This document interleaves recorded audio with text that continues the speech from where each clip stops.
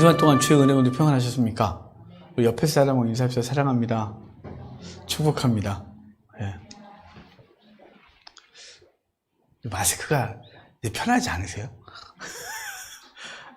화장 안 해도 되고 여기만 이렇게 그리면 되고 그런데 그렇습니다. 빨리 벗었으면 좋겠고. 제목이 있어요. 제목 같이 읽겠습니다. 구레네 시몬의 부활. 아멘. 구레네 사람 시몬을 통해서 오늘 부활에 대한 얘기를 좀 하려고 합니다. 목사들이 제일 힘든 게요, 절기설교예요.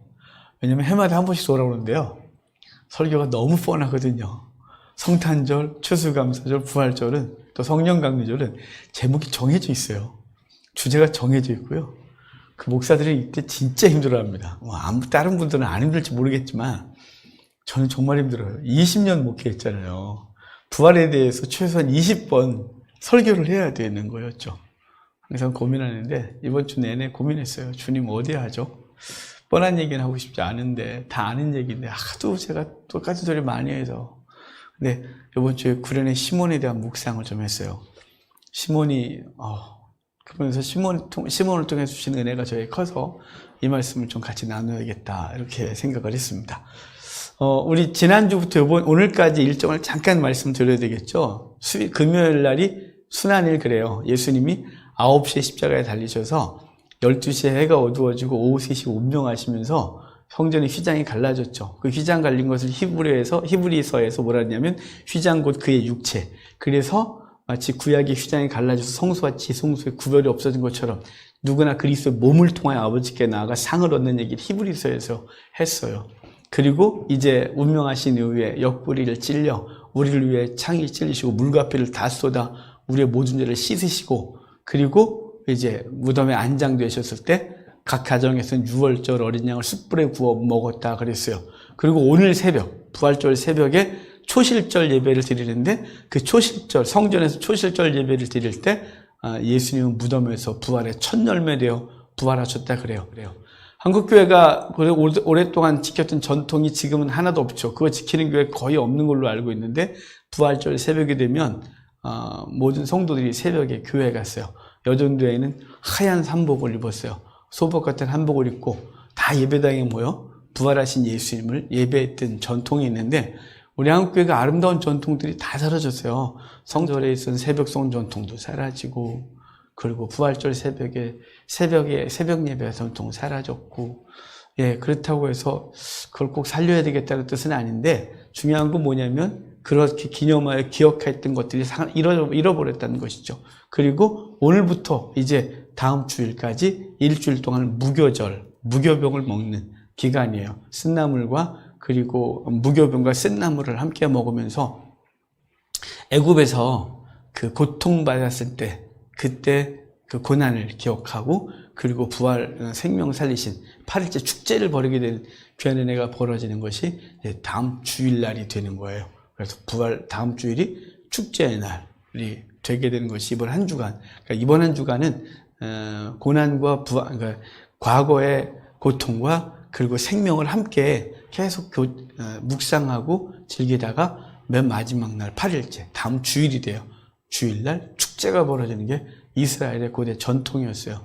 오늘 이제 부활절 날 하나님의 말씀을 좀 볼 텐데, 구레네 시몬의 이야기를 우리가 잘 알지만 그 구레네 시몬을 통해 하나님은 어떤 일을 행하시는지를 좀 보도록 하겠습니다. 예수님은 새벽에 잡히셔서 금요일 날이죠. 우리로 말하면 금요일 새벽이에요.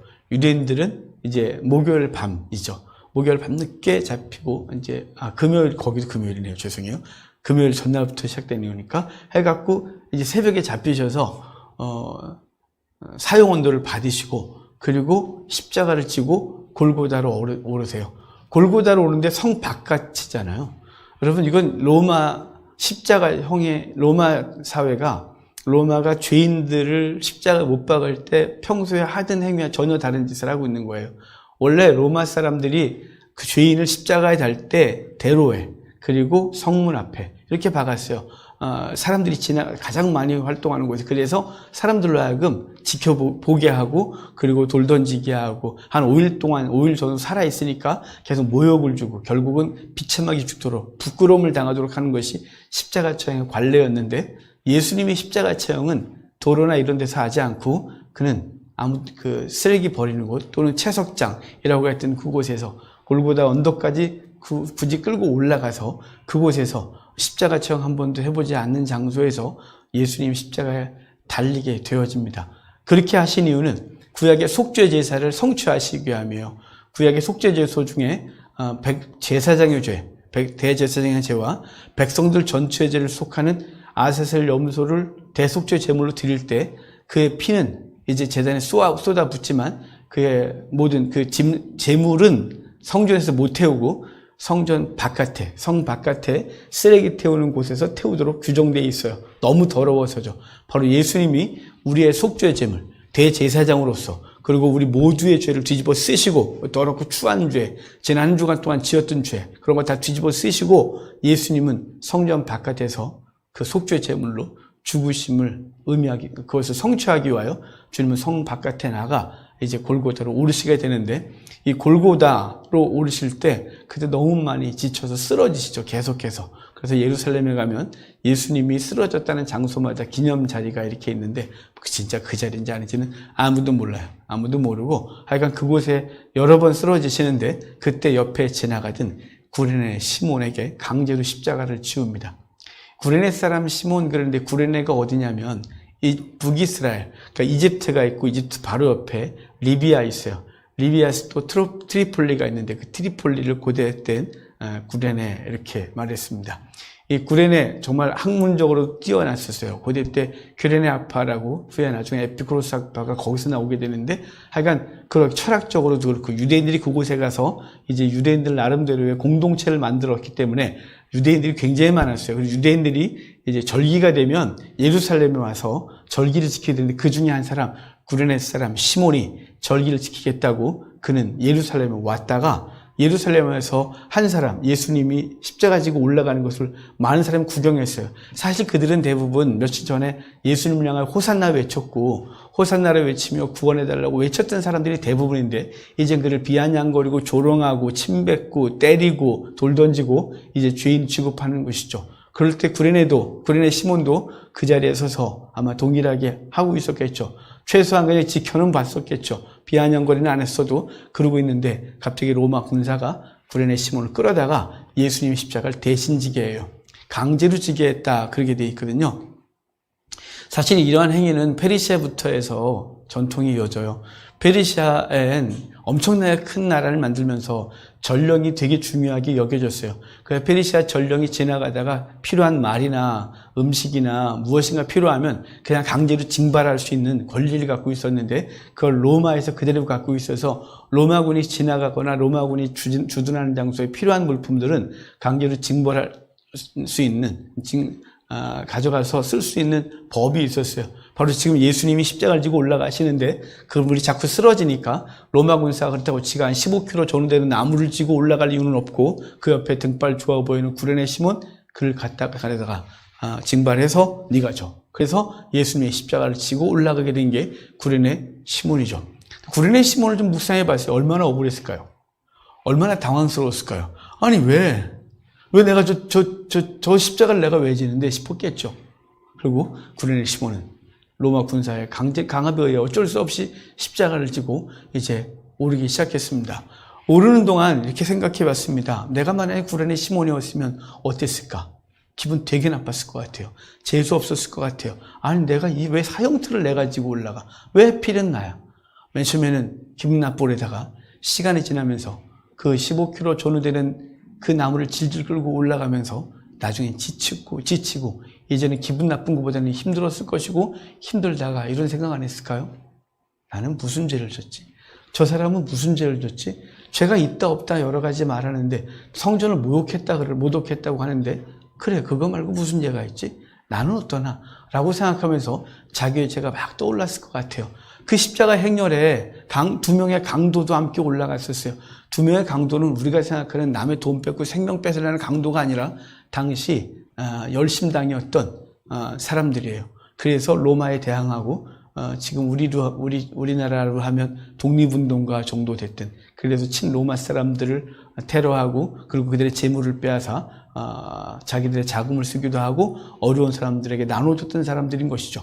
그런데 그런 강도들이 이렇게 있고, 그리고 자신도 나는 지금 왜 지고 있지라고 생각하다가 자신의 죄가 기억나지 않았을까, 이런 생각을 해봤습니다. 사실은 구레네 시몬은 복이 있었던 거예요. 왜 복이 있었다 그러냐면, 얼떨결해진 십자가, 저는 이렇게 표현하는데, 그는 얼떨결에 강제적으로 십자가를 지게 됩니다. 그 십자가를 지고 그는 오르면서 자신을 생각했을 것이에요. 그리고 자신의 죄를 기억했지만 어찌됐거나 자신은 억울했고, 그리고 골고다에 올랐을 때 이제 그 십자가는 자기가 지는 것이 아니라 다시 예수님께 옮겨가고, 예수님은 그 십자가 아래 못이 박혀 오르게 되는 것이죠.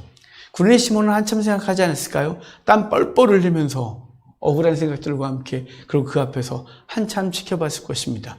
그는 끝까지 올라갈 생각이 없었을지도 모릅니다. 그냥 그 행렬을 지켜보다가 아이고 이러고 지나가려고 했을지도 모르겠는데, 그는 억지로 그 십자가 앞까지 다다랐습니다. 그리고 그는 십자가를 예수님께 전달하게 되는데, 여러분, 이 구레네가 가진 십자가 사실은 자신의 것이었습니다.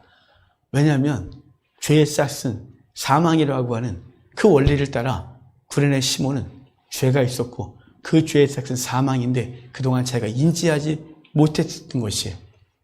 많은 사람들이 자신이 죄인인 걸 생각하지 못합니다.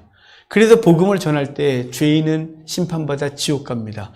예수 믿어야 당신의 죄가 사함받습니다. 그래야 구원받습니다. 라고 말하면 콧방귀를 끼는 거죠. 뭔 소리야? 내가 무슨 죄를 졌는데? 라고 말하는 것이에요. 그리고 막연히 그렇지, 모든 사람이 죄인이야, 모든 사람이 죄인이야 라고는 인식하지만 그 죄 때문에 받을 형벌에 대한 고민은 별로 없는 것이 일반 사람들인 것이죠. 여러분 중에서 분명히 그렇게 생각했던 사람들이 많았을 텐데, 그분의 강력한 은혜가 우리 가운데 임하면서 자기의 죄가 기억나는 거예요. 구레네 시몬이 강압적으로 십자가를 지고 그래서야 고민했을 것처럼, 그리고 그 십자가 앞에서 한참 주저앉아 있으면서 예수님이 죽으시는 장면을 보면서 자신이 변화됐어요. 그러니까 우리도 마찬가지이죠. 누군가에게 복음을 전할 때 콧방 꼈을 거고 시끄럽다고 했을 것이고 저리 가라고 하지 않았겠습니까? 요즘 우리 조 집사님이 사촌과 굉장히 신앙적 교류를 무지 잘하거든요. 어떻게 저렇게 열심일까 싶어요. 매일 기도해야 하고 신앙 얘기하고 그러는데, 사실은 그 지금 열심을 내는 그 사촌 동생이 불교 신자였대요. 엄청나게. 근데 그 집에 가서 찬양을 하면 그랬대. 오빠 집에 가서 해. 우리 집에서 하지 마. 그런데 예수를 믿고 그걸 사과하고 둘이 그렇게 신앙적 교류를 하는데요. 예, 그랬겠죠. 콧방이 꼈겠죠. 시끄러워 그랬겠죠. 하지 마 그랬겠죠. 하지만 그 모든 과정들을 그 사람들이 예수 그리스도를 만나는 순간 자기가 어떤 존재인지를 아는 거예요. 죄의 싹은 사망이라는 것이죠. 율법이 그들에게 다가왔을 때, 심각하게 다가왔을 때 자신이 어떤 존재인지를 아는 것이에요. 여러분, 우리에게 주신 십자가 때로는 얼떨결해졌고 때로는 강압적으로 지었습니다. 주님께서 우리 가운데 죄인이라는 걸 알게 하셨습니다. 여러분도 죄인임을 안 줄 압니다. 그래서 그 죄인인 줄 아는 자기의 죄, 그리고 그 죄를 이제는 십자가에 다 내려놓고 그 십자가를 누구에게 주냐면 예수님께 주는 거예요.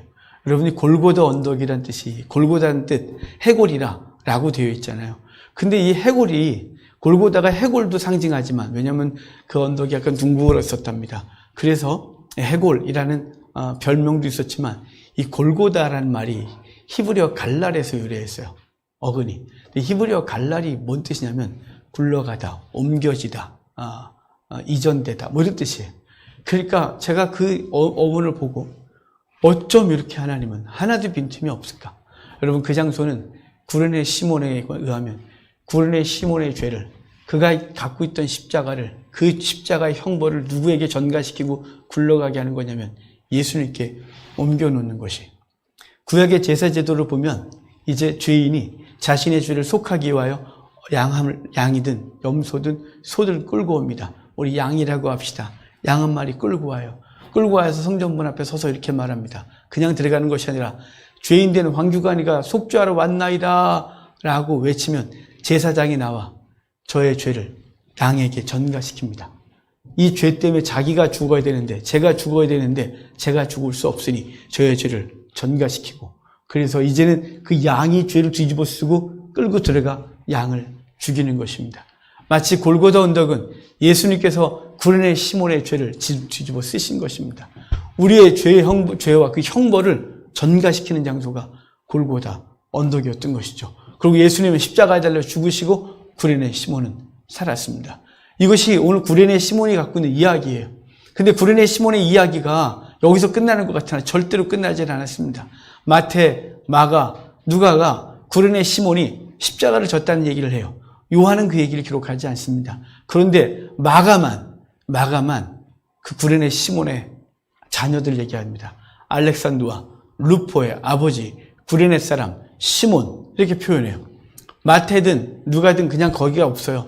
마태나 누가는 그냥 구레네 사람 시몬이 지나가는 걸 보고 그를 잡아다가 강제로 십자가를 지워 예수님과 함께 그 올라가게 했는데 누가만 알렉산더와 루포의 아버지 구레네 사람 시몬이라고 말하는 거예요.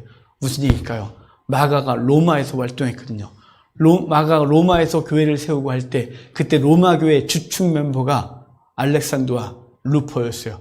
로마서 16장 인사말을 보면 이래 돼 있어요. 여러분 띄워주실래요? 제가 거기 자막쯤 말씀 자막에 로마서 16장 말씀이 이렇게 있는데 거기 보면 이래요. 주 안에서 택하심을 입은 루포와 그의 어머니에게 문안하라. 그의 어머니는 곧 내 어머니라 라고 해서 일단 지나가서 띄워주세요. 알렉산더 루포와 루포의 어머니에 대해서 인사하는 얘기가 로마서에 기록이 되고 있는 거예요. 알렉산더와 루포, 로마서에서도 루포라는 이름이 기록되는데 이것을 갖고 추측하는 것은 이 로마의 교회가 생기고 그 교회 주축 멤버로서 알렉산더 루포가 귀하게 활동했었다는 거죠. 그러니까 구레네 시몬은 억지로 졌고 그리고 원치 않는 십자가를 졌지만 그것을 통해서 뭘 깨달았을까요? 자신이 죄인임을. 그리고 자신이 져야 될 십자가를 예수님이 졌다는 사실에 대해 분명히 알고 그는 그리스도인이 되어 그리스도를 살아 그의 가문이 하나님 앞에 귀한 사명을 감당하고 교회사에 기록되고 있는 알렉산더와 루포라는 이름을 갖고 있게 되는 것이죠. 여러분, 이 구레네 시몬의 부활은 바로 구레네 시몬은 얼떨결에 죄를 알게 됐어요.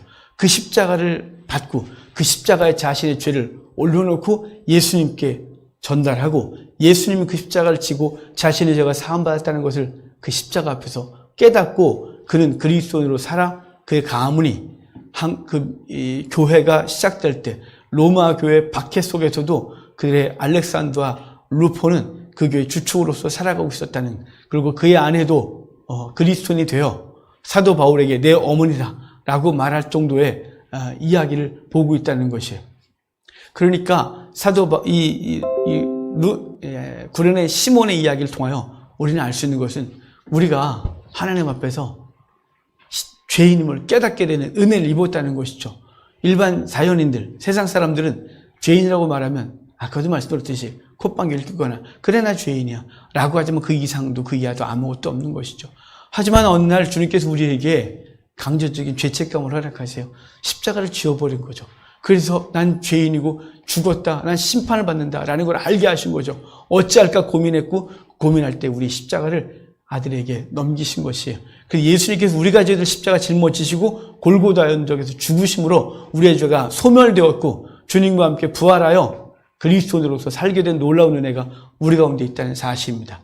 여러분, 부활절날 아침에 예수 그리스도의 부활의 생명이 우리 가운데 있다는 걸 기억하고 이 땅을 살면서 단순히 교회를 다니는 것으로 끝나지 아니하고 내게 주신 생명이 어떻게 주어졌는지 이걸 기억하고 빛과 소금으로서의 삶을 감당하는 귀한 은혜가 있기를 주의 이름으로 축복합니다.